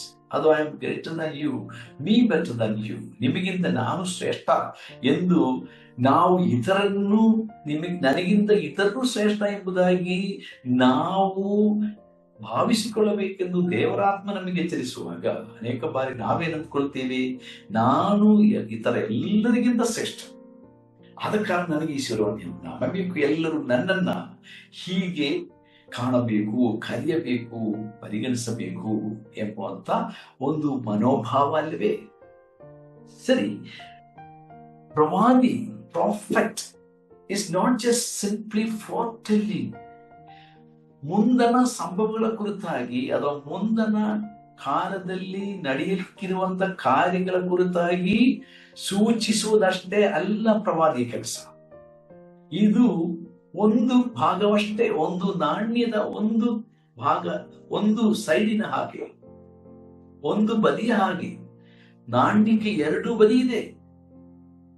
So ಪ್ರವಾದಿ ಅನ್ನುವಾಗ ಭವಿಷ್ಯವಾಣಿ ಹೇಳುವುದಷ್ಟೇ ಅಲ್ಲ, ಅಥವಾ ಗುಪ್ತವಾದ ಸಂಗತಿಗಳನ್ನ ರಟ್ಟುಪಡಿಸುವುದಷ್ಟೇ ಅಲ್ಲ, ಅದು ಹಿಂದಿನದಾಗಲಿ ಈಗಿನದಾಗಲಿ ನಾಳೆ ನಡೀಲಿಕ್ಕಿರುವಂತ ಸಂಗತಿಗಳಾಗಲಿ ಅದರ ಕುರಿತಾಗಿ ಕಾಲಜ್ಞಾನವಾಗಿ ಅಥವಾ ಪ್ರವಾದನ ವರದಾನದಿಂದ ಬಹಿರಂಗವಾಗಿ ಹೇಳುವುದಷ್ಟೇ ಅಲ್ಲ ಪ್ರವಾದಿಯ ಕೆಲಸ. Foretelling is not the only job of the prophet, but forth-telling ಅಂದ್ರೆ ದೇವರು ಹೇಳಿದ್ದನ್ನೇ ತೆಗೆದು ಹೇಳಿ ಎಚ್ಚರಿಸುವಂಥದ್ದು. Okay, so not only foretelling is the ministry of a prophet, but forth-telling of what God has said. ದೇವರು ಈಗಾಗಲೇ ತನ್ನ ವಾಕ್ಯಗಳಲ್ಲಿ ತಿಳಿಸಿರುವಂತ ಸಂಗತಿಗಳನ್ನ ಜನರಿಗೆ ಅರ್ಥವಾಗುವ ರೀತಿಯಲ್ಲಿ, ತಿಳಿಯುವ ರೀತಿಯಲ್ಲಿ ತಿಳಿಸುವಂಥದ್ದು ಕೂಡ ಪ್ರವಾದನೆಯಾಗಿದೆ. ಇದಕ್ಕೆ ಬೈಬಲ್ನಲ್ಲಿ ಬೇಕಾದಷ್ಟು ಉದಾಹರಣೆಗಳಿವೆ. ಆದ ಕಾರಣ ಅವೆಲ್ಲವನ್ನು ನಾನೀಗ ತೆಗೆದುಕೊಂಡು ಹೇಳಲಿಕ್ಕೆ ಬಯಸ್ತಾ ಇಲ್ಲ, ನಮ್ಮ ಸಮಯವು ಬಹಳ ಕಡಿಮೆಯಾಗಿದೆ. ಹಾಗಾದರೆ ಪ್ರವಾದನೆಯಲ್ಲಿ ಎರಡು ಅಂಶವಿದೆ, ಭವಿಷ್ಯದ ಕುರಿತಾಗಿ ಅಥವಾ ಈಗ ನಡೆಯುತ್ತಿರುವಂತಹ ಸನ್ನಿವೇಶದ ಕುರಿತಾಗಿ, ಅಥವಾ ಗತಿಸಿ ಹೋದ ಕಾಲದಲ್ಲಿ ಏನೇನು ಸಂಭವಿಸಿದೆ ಅದರ ಕುರಿತಾಗಿ ಹೇಳುವಂಥದ್ದು ಪ್ರವಾದನೆಯಾಗಿದೆ. ಜೊತೆಯಾಗಿ ದೇವರು ತನ್ನ ವಾಕ್ಯದ ಮೂಲಕವಾಗಿ ನಮಗೆ ಪ್ರಕಟಿಸಿರುವ ಸಂಗತಿಗಳನ್ನ, ಸತ್ಯತೆಗಳನ್ನ ಸಭೆಗೆ ತಿಳಿಯುವ ರೀತಿಯಲ್ಲಿ ಹೇಳಿ ಅವರನ್ನ ಎಚ್ಚರಿಸಿ ಹೇಳುವುದು ಕೂಡ ಪ್ರವಾದನೆಯಾಗಿದೆ. ಕೆಲವೊಮ್ಮೆ ನಾವು ಪ್ರವಾದನಾ ನುಡಿಗಳನ್ನು ಓದುವಾಗ ಆಗಲೇ ಸಂಭವಿಸಿದ ಹಾಗೆ ಬರೆದಿರುತ್ತದೆ, ಆದ್ರೆ ಇನ್ನು ಸಂಭವಿಸಿರುವುದಿಲ್ಲ. ಆದರೂ ಓದುವಾಗ ಸಂಭವಿಸಿದ ಹಾಗೆ ಕಾಣಿಸುತ್ತೆ, ಭೂತಕಾಲ ಪ್ರಯೋಗವಾಗಿ ಹೇಳಿರುತ್ತದೆ, ಆದರೆ ಸಂಭವಿಸಿಲ್ಲ, ಮುಂದಕ್ಕೆ ಸಂಭವಿಸಲಿಕ್ಕಿದೆ. ಓಕೆ, ಉದಾಹರಣೆಗೆ ಸೈತಾನನನ್ನು ಕರ್ತನು ಬಂಧಿಸಿ ಪಾತಾಳಕ್ಕೆ ಕಳುಹಿಸಿದ್ದಾನೆ, ಅದೋ ಲೋಕದಲ್ಲಿ ಇಟ್ಟಿದ್ದಾನೆ ಎಂಬುದಾಗಿ ಪೇತ್ರ ಹೇಳ್ತಾರೆ. ಯೂದನು ಹೇಳುತ್ತಾನೆ. ಯೆರೆಮೀಯನ ಪುಸ್ತಕದಲ್ಲಿ 14 ಓದುತ್ತೇವೆ. ಇವೆಲ್ಲವೂ ಭೂತಕಾಲ ಪ್ರಯೋಗದಲ್ಲಿ ಇದೆ, ಆದರೆ ಅದಿನ್ನೂ ಸಂಭವಿಸಲಿಲ್ಲ. ಸೈತಾನನ್ನು ಬಂಧಿಸಿ ಅಧೋಲೋಕಕ್ಕೆ ಇಟ್ಟಿರುವುದಾದ್ರೆ ಇವತ್ತು ಸೈತಾನ ಕೆಲಸ ಈ ಭೂಲೋಕದಲ್ಲಿ ನಡೀಲಿಕ್ಕೆ ಸಾಧ್ಯನೇ ಇಲ್ಲ. ಸರಿನಾ? ಇವತ್ತು ಅನೇಕ ಸೇವಕರು, ಅನೇಕ ಪಾಸ್ಟರ್ಗಳು, ಪ್ರವಾದಿಗಳು ಅಥವಾ ಅನೇಕ ಸೇವಕರು ಸೈತಾನ ಬಂಧಿಸುವ ಕೆಲಸವನ್ನು ಮಾಡ್ತಾ ಇದ್ದಾರೆ. ಪ್ರಾರ್ಥನೆ ಮಾಡುವ ಕೆಲವೊಮ್ಮೆ ನಾವು ಕೂಡ ಹೇಳ್ತೇವೆ ತಪ್ಪಾಗಿ, ನಾನು ಸೈತಾನ ಬಂಧಿಸ್ತೇವೆ. ಸೈತಾನ ಬಂಧಿಸುವ ಅಧಿಕಾರ ನನಗಿಲ್ಲ, ನಿಮಗಿಲ್ಲ, ಈ ಭೂಲೋಕದಲ್ಲಿ ಯಾವನಿಗೂ ಕೊಡಲಿಲ್ಲ. ಸೈತಾನನನ್ನು ಬಂಧಿಸುವಂತ ಅಧಿಕಾರ ಯಾರಿಗಿದೆ? ಕರ್ತನಾದ ಯೇಸು ಕ್ರಿಸ್ತನಿಗಿದೆ. ಆ ಅಧಿಕಾರ ಕರ್ತನಾದ ಯೇಸು ಸ್ವಾಮಿ ಯಾರಿಗೆ ಕೊಡುತ್ತಾನೆ? ದೂತನಿಗೆ ಕೊಟ್ಟು ಅವನನ್ನ ಬಂಧಿಸಿ ಅಧೋಲೋಕಕ್ಕೆ ಇಡುವುದಕ್ಕೆ ಆಜ್ಞಾಪಿಸುವುದಾಗಿ ಪ್ರಕಟಣೆ ಪುಸ್ತಕದಲ್ಲಿ ಬರೆದಿದೆ. ಓಕೆ, ಸೊ ಅದು ಪ್ರವಾದನೆಯಾಗಿದೆ. ಆದ್ರೂ ಕೂಡ ಆ ಪ್ರವಾದನೆಯು ಅದು ಸಂಭವಿಸಿದ ಹಾಗೆ ಭೂತಕಾಲ ಪ್ರಯೋಗದಲ್ಲಿ ಬರೆಯಲಾಗಿದೆ. ನೋಡ್ರಿ, ಸೊ ಈಗ ಇನ್ನೊಂದು ಉದಾಹರಣೆ ನಿಮಗೆ ಹೇಳುತ್ತೆ, ಇನ್ನು ಸ್ಪಷ್ಟ ಇರ್ಬೋದು, ಅರ್ಥ ಆಗ್ಬೋದು. ಈಗ ನಾನು ಹೇಳೋದು ನಿಮಗೆ ಅರ್ಥ ಆಗೋದಿಲ್ಲ, ನೀವು ಮತ್ತೆ ನನಗೆ ಪ್ರಶ್ನೆ ಕೇಳ್ಬೋದು, ನೋ ಪ್ರಾಬ್ಲಮ್. ಆರ್ ಈ ಒಂದು ಬಿಲ್ಡರ್ಸ್ ನಲ್ಲಿ ನೀವು ವಾಟ್ಸಪ್ ನಲ್ಲಿ ನಿಮ್ಮ ಪ್ರಶ್ನೆಗಳು ಬರೀಬಹುದು. ನಿಮಗೆ ನಾವು ಕ್ಲಿಯರ್ ಮಾಡ್ಕೊಳ್ತೇವೆ. ಈಗ ಇನ್ನೊಂದು ಉದಾಹರಣೆ ನಿಮಗೆ ಹೇಳುತ್ತೇನೆ. ಅದು ಯಾವುದಂದ್ರೆ ಯೆಶಾಯನ ಪುಸ್ತಕದಲ್ಲಿ ಇದೆ ನೋಡ್ರಿ, ನಮಗೆ ಒಂದು ಮಗು ಹುಟ್ಟಿದೆ. ಕರೆಕ್ಟಾ? ಯೇಸು ಕ್ರಿಸ್ತನ ಜನನದ ಕುರಿತಾಗಿ ಪ್ರವಾದಿಯಾದ ಯೆಶಾಯನ ಮೂಲಕವಾಗಿ ತಿಳಿಸಿದ ವಾಕ್ಯ. ಅಲ್ಲಿ ಪ್ರವಾದಿಯಾದ ಯೆಶಾಯನಿಗೆ ದೇವರು ಹೇಳುವಾಗ ಅಥವಾ ಹೇಳಿಸುವಾಗ ಯೆಶಾಯನ ಹೇಗೆ ರೆಕಾರ್ಡ್ ಮಾಡ್ತಾನೆ, ಬರೀತಾನೆ, ನಮಗೆ ಒಂದು ಮಗು ಕೊಡಲ್ಪಟ್ಟಿದೆ, ನಮಗೆ ಒಂದು ಮಗು ಹುಟ್ಟಿದೆ. ಮಗನು ಹುಟ್ಟಿದೆ, ಹುಟ್ಟಲಿಲ್ಲ. ಪ್ರವಾದಿಗೆ ಈ ಒಂದು ಪ್ರವಾದನ ನುಡಿ ಹೇಳಿ ಸುಮಾರು 700 ವರ್ಷದ ನಂತರವಷ್ಟೇ ಪ್ರವಾದನ ನುಡಿ ಹೇಳಿ ಸುಮಾರು 700 ಅಥವಾ 800 ವರ್ಷದ ನಂತರವಷ್ಟೇ ಯೇಸು ಹುಟ್ಟಿ ಬಂದದ್ದು. ಆತರ ವಾಕ್ಯ ಬರೆದಿರುವುದು ಹೇಗೆ? ನಮಗೆ ಒಬ್ಬ ಮಗು ಹುಟ್ಟಿದೆ, ವರದ ಮಗನು ಕೊಡಲ್ಪಟ್ಟದೆ. ಪ್ರವಾದನೆ ಶೈಲಿ ನೋಡ್ರಿ, ಇದು ದೇವರ ಶೈಲಿ. ದೇವರು ಕೆಲವೊಮ್ಮೆ ಪ್ರವಾದನೆಯನ್ನು ಹೇಳುವುದು ಭೂತಕಾಲ ಪ್ರಯೋಗದಲ್ಲಿ ಹೇಳಿರುತ್ತಾರೆ, ಆದರೆ ಅದು ಇನ್ನೂ ನಡೆದಿಲ್ಲ. ಅದು ನಡೀಲಿಕ್ಕೆ ಅನೇಕ ವರ್ಷಗಳು ದಾಟಿದ ನಂತರ ಅದು ನಡೆಸ್ತಾನೆ ದೇವರು. ಬಟ್ ಆದ್ರೆ ದೇವರು ಮುಂದಾಗಿ ತಿಳಿಸಿದ್ದಾನೆ ಅಷ್ಟೇ. ಸೊ ಭೂತಕಾಲದ, ವರ್ತಮಾನದ, ಭವಿಷ್ಯತ್ ಕಾಲದ ಸಂಗತಿಗಳನ್ನ ಪ್ರವಾದನೆಯಾಗಿ ಕಾಲಜ್ಞಾನವಾಗಿ ನಮಗೆ ಮುಂತಿಳಿಸುವುದು ಅಷ್ಟೇ ಅಲ್ಲ ಪ್ರವಾದನೆ. ಅದು ಒಂದು ಭಾಗವಷ್ಟೇ. ಎರಡನೇದು, ನಮಗೆ ದೇವರು ಕೊಟ್ಟಿರುವಂತ ಈ ಪವಿತ್ರ ಗ್ರಂಥದಲ್ಲಿ ಬರೆದಿರುವಂತಹ ಸತ್ಯಾರ್ಥಗಳನ್ನ ಸರಿಯಾದ ರೀತಿಯಲ್ಲಿ ಸಭೆಗೆ ಅಭಿವೃದ್ಧಿಯಾಗುವುದಕ್ಕೋಸ್ಕರ, ಎಚ್ಚರಿಕೆಯಾಗುವುದಕ್ಕೋಸ್ಕರ, ಆತ್ಮೀಕ ಬೆಳವಣಿಗೆಗೋಸ್ಕರವಾಗಿ ಅವರದನ್ನ ಬಿಡಿಸಿ ಹೇಳುವುದಾಗಿದ್ದರೆ ಅದು ಕೂಡ ಪ್ರವಾದನೆಯಾಗಿದೆ. ಇದನ್ನು ನೀವು ಅರ್ಥ ಮಾಡ್ಕೊಳ್ಬೇಕು. ಸೊ ಅದಕ್ಕಾಗಿ ದೇವರು ಸಭೆಯಲ್ಲಿ ಎರಡನೇದಾಗಿ ಪ್ರವಾದಿಗಳನ್ನು ಇಟ್ಟಿದ್ದಾರೆ. ಸರಿ, ಸಮಯ ಬೇಗ ಹೋಗ್ತಾ ಇದೆ. ಮೂರನೇದಾಗಿ ಸುವಾರ್ತಿಕರು, ಇವ್ಯಾಂಜಲಿಸ್ಟ್ ಅಲ್ವಾ? ಮೂರನೇದಾಗಿ ಸುವಾರ್ತಿಕರು.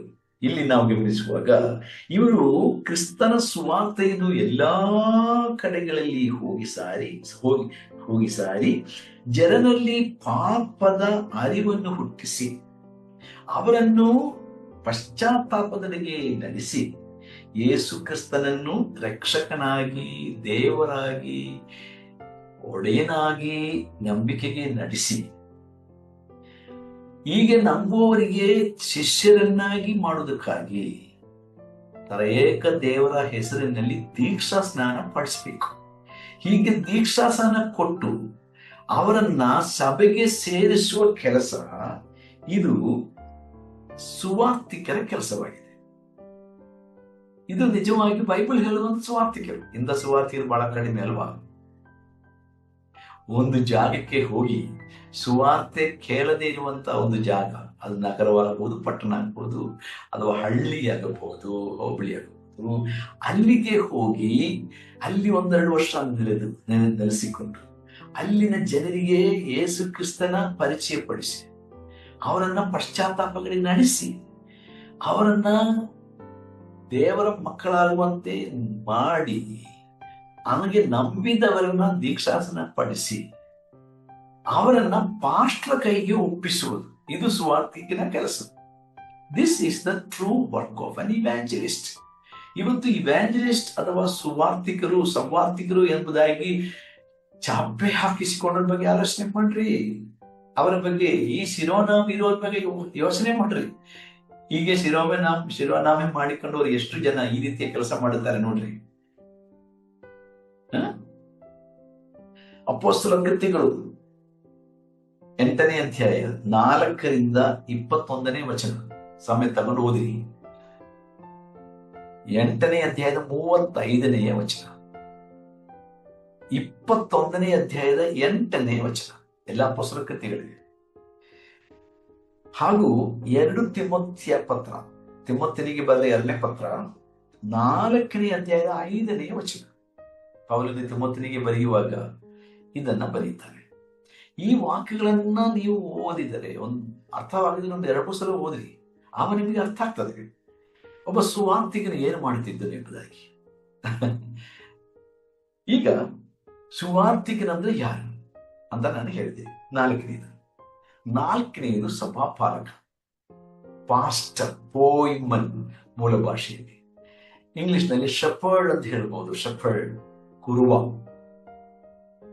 ಓಕೆ, ಸೊ ಪಾಸ್ಟರ್ ಅಂತ ನಾವು ಇಂಗ್ಲಿಷ್ನಲ್ಲಿ ಹೇಳ್ತೇವೆ, ಆದ್ರೆ ಸರಳ ಭಾಷೆಯಲ್ಲಿ ಕುರುವ ಅಂತ, ಅಥವಾ ಶೆಫರ್ಡ್ ಅಂತ.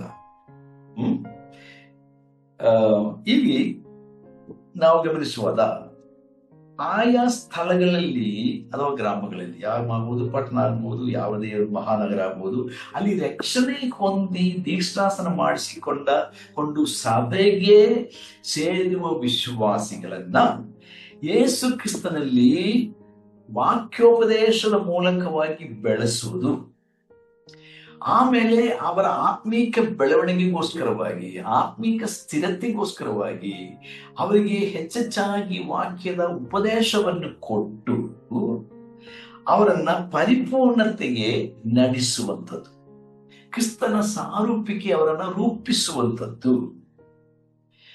ಜೊತೆಯಾಗಿ ಸಭೆ ಎಂಬ ಹಿಂಡಿನಲ್ಲಿ ಅಧ್ಯಕ್ಷನಾಗಿ ಇರುವುದು,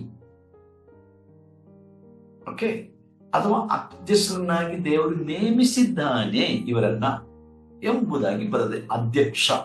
ಕೆಲವೊಂದು ಭಾಷಾಂತರದಲ್ಲಿ ಬಿಷಪ್ ಎಂಬ ಪದ ಇದೆ.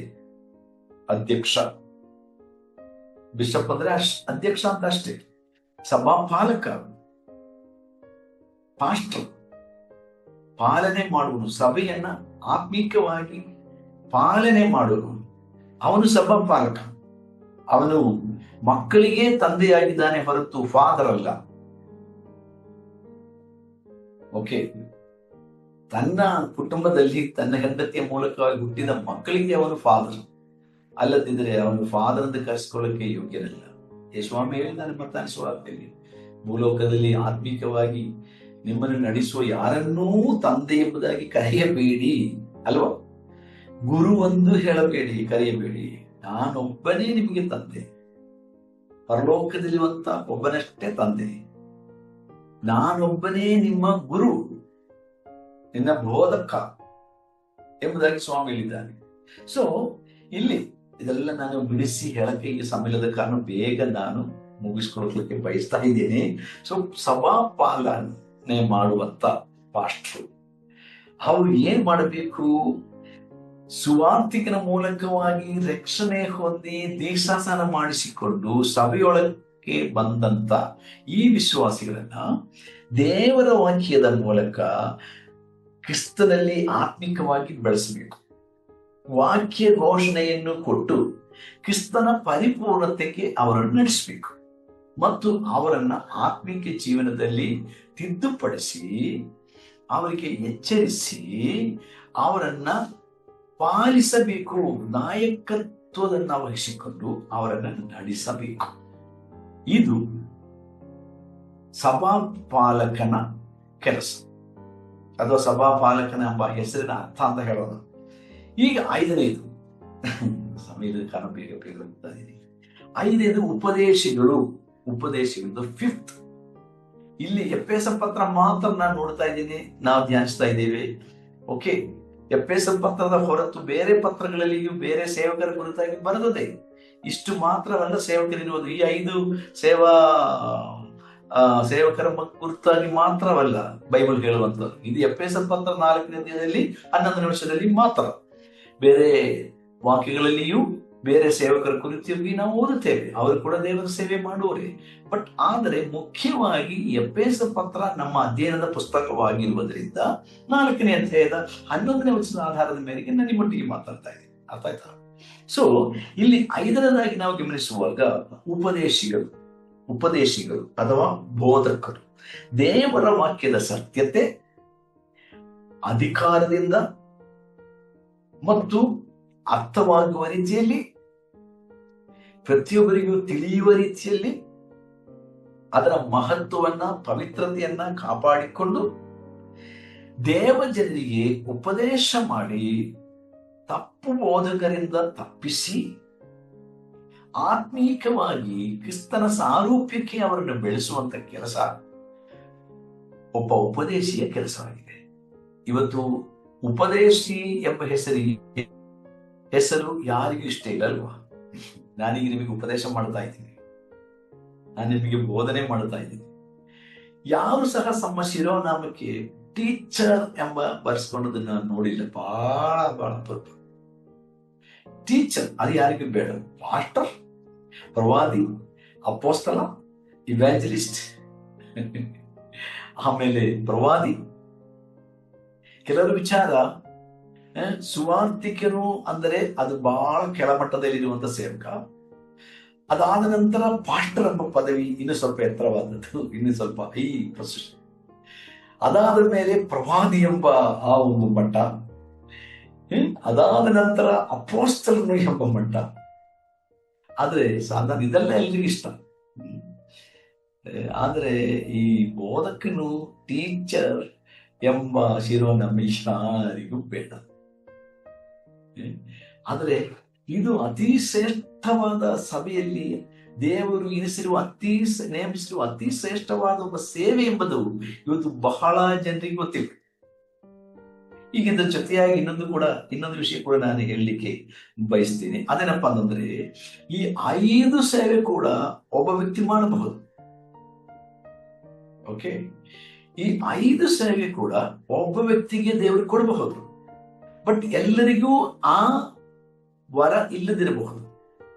ಕೆಲವರನ್ನು ಎಂಬುದಾಗಿ ಇಲ್ಲಿ ಬರೆದಿರುವ ವಚನ ಗಮನಿಸಿರಿ. ಕೆಲವರನ್ನು ಅಪೊಸ್ತಲನಾಗಿಯೂ, ಕೆಲವರನ್ನು ಆ ಕೆಲವರಲ್ಲಿ ಒಬ್ಬನಿಗೆ ದೇವರು ಈ 5 ವರಗಳು ಕೊಡಬಹುದು, ಅಥವಾ 5 ಸೇವೆಯನ್ನು ಮಾಡುವಂತ ಸಾಮರ್ಥ್ಯ ಕೊಡಬಹುದು.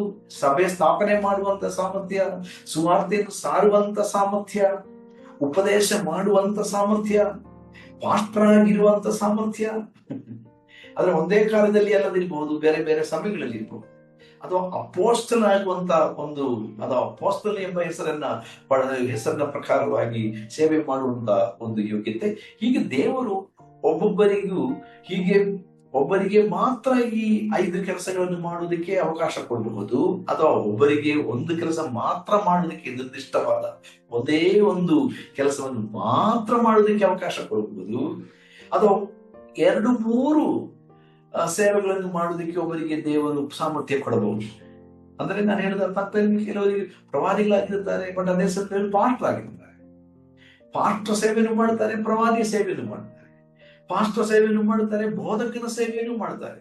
ಸೊ ಬೇಸಿಕಲಿ ಪಾಸ್ಟರ್ಗಳು ಬೋಧನೆ ಮಾಡೇ ಮಾಡ್ತಾರೆ. ನಾನು ಹೇಳೋದು ಆಗ್ತಾ ಇದೆಯಾ? ಇವ್ಯಾಂಜಲಿಸ್ಟ್, ಸುವಾರ್ತಿಕನ ಅಂತ ಹೇಳಿದ್ರೆ ಅವನು ಪಟ್ಟಣಕ್ಕೆ ಗ್ರಾಮಗಳಿಗೆ ಹೋಗಿ ಯೇಸು ಯಾರು, ಯೇಸು ಯಾಕೆ ಬಂದ, ಆತನು ಏನು ಮಾಡಿದ, ನೀವು ಏನು ಮಾಡಬೇಕು, ಆಮೇಲೆ ಅವರು ಮಾನಸಾಂತರ ಪಟ್ಟಾಗ ಅವರಿಗೆ ದೀಕ್ಷಾಸನ ಪಡಿಸುವುದು ಕೂಡ ಸುವಾರ್ತಿಕನ ಕೆಲಸವಾಗಿದೆ. ಅದು ಪಾಸ್ಟರ್ ಕೆಲಸವಾಗಬೇಕಂತೇನಿಲ್ಲ. ಆದ್ರೆ ಪಾಸ್ಟರ್ ಮಾಡುವುದು ತಪ್ಪಂದು ನಾನು ಹೇಳ್ತಾ ಇಲ್ಲ. ಪಾಸ್ಟರ್ ಕೂಡ ಆ ಕೆಲಸ ಮಾಡಬಹುದು, ಅದು ಸುವಾರ್ತಿಕನು ಆ ಕೆಲಸ ಮಾಡಬಹುದು. ಫಿಲಿಪ್ಪನ ಬಗ್ಗೆ ನೋಡ್ರಿ, ಅಪೊಸ್ತಲರು ಫಿಲಿಪ್ಪನು ದೀಕ್ಷಾಸನ ಕೊಟ್ಟನ ಇಲ್ವೋ? ಅವನು ಪಾಸ್ಟರ್ ಆಗಿರ್ಲಿಲ್ಲ, ಅವನು ಪ್ರವಾದಿ ಆಗಿರ್ಲಿಲ್ಲ. ಕರೆಕ್ಟ್? ಸೊ ದೇವರ ವಾಕ್ಯದಲ್ಲಿ ನಾವು ಗಮನಿಸುವಾಗ பொதுವಾಗಿ ಎಲ್ಲಾ ವಚನ ಭಾಗಗಳನ್ನ ಒಟ್ಟಿಗೆ ನಾವು ತೆಗೆದುಕೊಂಡು ನಾವು ಕಲಿಯುವಾಗ ನಮಗೆ ಗೊತ್ತಾಗ್ತದೆ, ಒಬ್ಬ ವ್ಯಕ್ತಿಗೆ ದೇವರು ಒಂದಕ್ಕಿಂತ ಹೆಚ್ಚು ಸಾಮರ್ಥ್ಯಗಳು, ವರಗಳು ಕೊಡಬಹುದು, ಅಥವಾ 2-3 ಕೆಲಸಗಳನ್ನು ಮಾಡೋದಕ್ಕೆ ದೇವರು ನೇಮಿಸಬಹುದು.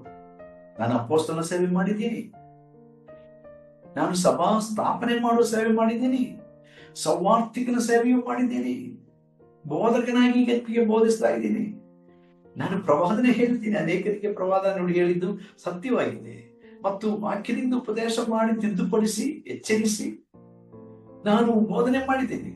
ಈಗ ಇವತ್ತು ಈ ಸಂಜೆ ವೇಳೆಯಲ್ಲಿ ನನ್ನನ್ನು ಆರಿಸುವಂತ ನಿಮ್ಮಲ್ಲಿ ಕೆಲವರೆಲ್ಲ ನನ್ನ ಸ್ಟೂಡೆಂಟ್ ಆಗಿದ್ದೀರಿ ಬೈಬಲ್ ಕಾಲೇಜಿನಲ್ಲಿ.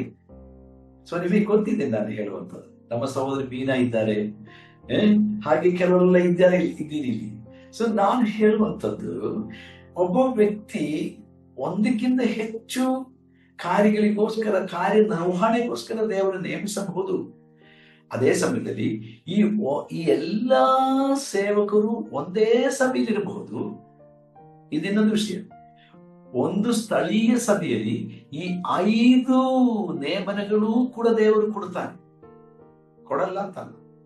ಬಟ್ ಅದೇ ಸಮಯದಲ್ಲಿ ಗ್ಲೋಬಲಿ ಸಾರ್ವತ್ರಿಕ ಲೋಕದನ್ನ ನಾವು ಗಮನಿಸುವಾಗ, ಭೌಗೋಳಿಕವಾಗಿ ನಾವು ಗಮನಿಸುವಾಗ, ಸಭೆ ಎಂಬ ಕ್ರಿಸ್ತನ ಭೌಗೋಳಿಕವಾದ ಶರೀರ ಎಂಬ ಒಳಗೆ ಈ 5 ವಿಧವಾದ ಸೇವಕರನ್ನು ದೇವರಿಟ್ಟಿದ್ದಾನೆ.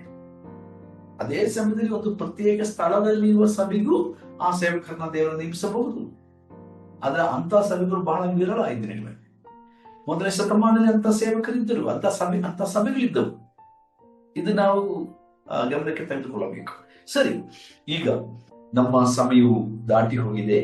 ಈಗ ಎಫೆಸ ಪತ್ರದಲ್ಲಿ ನಾವು ಗಮನಿಸುವಾಗ ನಾನು ಬೇಗನೆ ಕೆಲವು ವಿಷಯಗಳನ್ನ ಹೇಳಿ ನಿಮಗೆ ಪ್ರಶ್ನೆ ಕೇಳಕ್ಕೆ ನಾನು ಸಮಯ ಕೊಡಲಿಕ್ಕೆ ಬಯಸ್ತೇನೆ. ಈ ಎಫೆಸ ಪುಸ್ತಕ 4ನೇ ಅಧ್ಯಾಯದ 12ರಿಂದ 16ನೇ ವಚನಗಳನ್ನು ಓದುವಾಗ, ಓಕೆ, 4ನೇ ಅಧ್ಯಾಯ 12ರಿಂದ 16ನೇ ವಚನಗಳ ತನಕ ಓದುವಾಗ, ಈ ಸೇವಕ ವೃಂದದವರನ್ನು ದೇವರು ಯಾವ ಕೆಲಸಕ್ಕೋಸ್ಕರ ನೇಮಿಸಿದನು ಎಂಬುದಾಗಿ ಬೇಗನೆ ಕೆಲವು ನಿಮಿಷದಲ್ಲಿ ಹೇಳ್ಬಿಡ್ತೇನೆ.